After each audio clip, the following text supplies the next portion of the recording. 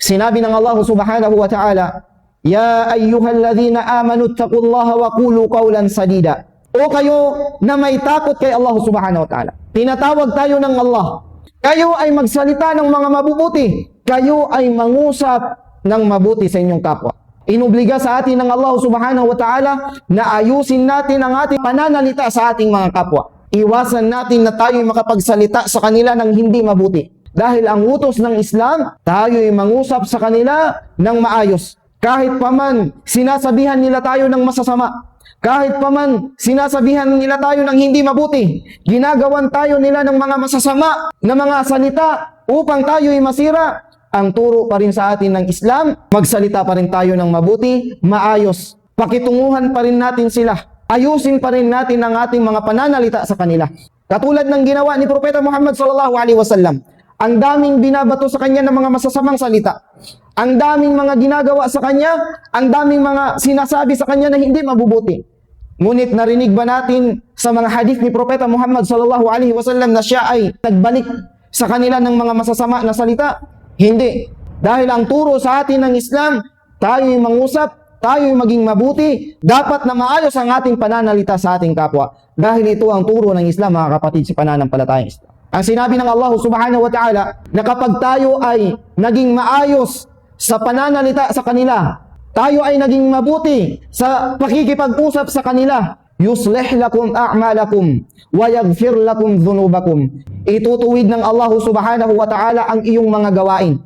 Wa yaghfir lakum dhunubakum, ipapatawad sa iyo ng Allah subhanahu wa ta'ala ang iyong mga nagawang kasalanan kay Allah subhanahu wa ta'ala.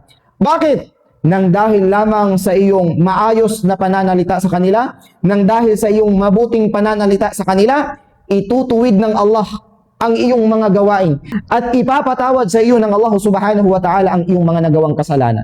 Nang dahil lang sa maayos na pananalita, nang dahil lang sa mabuting pananalita sa iyong kapwa, ipapatawad ng Allah subhanahu wa ta'ala ang iyong mga nagawang kasalanan kay Allah.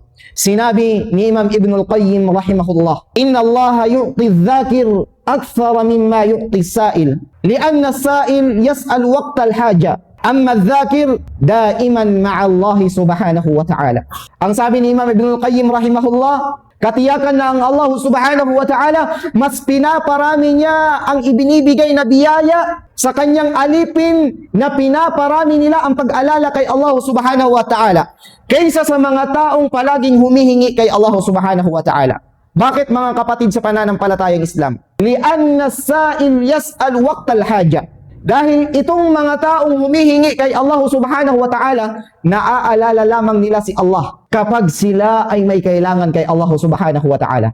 At kapag wala silang kailangan kay Allah subhanahu wa ta'ala, hindi sila humihingi kay Allah subhanahu wa ta'ala. Kaya nga sabi ni Imam Ibn al-Qayyim rahimahullah, mas pinaparami ng Allah subhanahu wa ta'ala ang pagbibigay ng kanyang biyaya sa mga taong laging umaalala sa kanya kaysa sa mga taong laging humihingi sa kanya. Kasi bakit mga kapatid sa pananampalatayang Islam?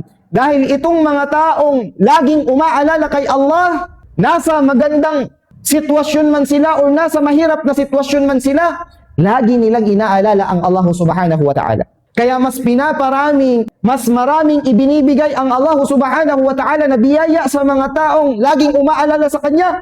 Kasi itong mga taong ito, nasa maayos na sitwasyon man sila o nasa masama na sitwasyon man sila, nasa komportabling sitwasyon man sila o nasa kahirapan na sitwasyon man sila, lagi nilang inaalala ang Allah subhanahu wa ta'ala. Kaya nga sabi ni Imam Ibn al-Qayyim rahimahullah, mas marami ang biyaya na natatanggap ng taong palaging umaalala kay Allah kaysa sa mga taong laging humihingi kay Allah subhanahu wa ta'ala. Huwag nating ugaliin na sakalang natin aalalahanin ang Allah kapag tayo ay may kailangan kay Allah. Ang sabi ng ating mga ulama, ta'arraf 'ala Allah fi shiddati war raha. Alalahanin mo ang Allah subhanahu wa ta'ala sa panahon na ikaw ay nasa maayos na sitwasyon at alalahanin mo ang Allah subhanahu wa ta'ala kung ikaw ay nasa kagipitan na sitwasyon. Kasi may mga iba sa atin na naaalala lamang si Allah kapag nasa panahon ng kagipitan, nasa panahon ng sakit, nasa panahon ng tagtuyot. Naaalala lamang si Allah kapag siya ay may problema. Naaalala lamang si Allah kapag siya ay may kailangan. Hindi po ganito ang turo ng Islam. Hindi po ganito ang tunay na taong may pananampalataya kay Allah subhanahu wa ta'ala. Dahil ang tunay na may pananampalataya kay Allah, inaalala niya si Allah sa panahon ng maayos ang kanyang sitwasyon at kung siya ay nasa mahirap na sitwasyon. Ganito ang tunay na mananampalataya kay Allah subhanahu wa ta'ala.